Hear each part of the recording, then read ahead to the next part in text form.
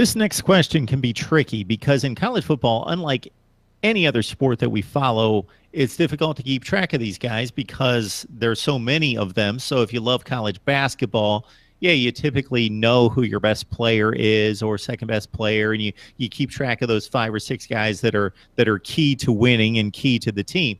But in college football, the the the windmill's constantly churning. You're churning guys in and out of the program constantly and trying to keep track of all these depth charts all over the place and so many players. So sometimes it's difficult to say, hey, this is my favorite player, because typically when they're good enough to play to a certain extent that they become your favorite player, boom, they're gone. But who's your favorite player on this team? I like to look at two different time periods. It's hard to pick one, of course.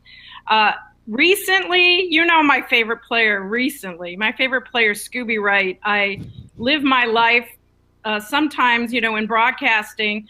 I think back to, Scooby and what he went through and what a difference he made on the team from one season to another, not having him versus having him playing, and the way he played and his whole story, that really inspires me in life, and it really helps me in my own life. So in that way, he was a fantastic player. I think that he has so much upside in the NFL. I really hope he gets a chance there. But of all time, I have to be honest, I've only been a fan for probably a decade.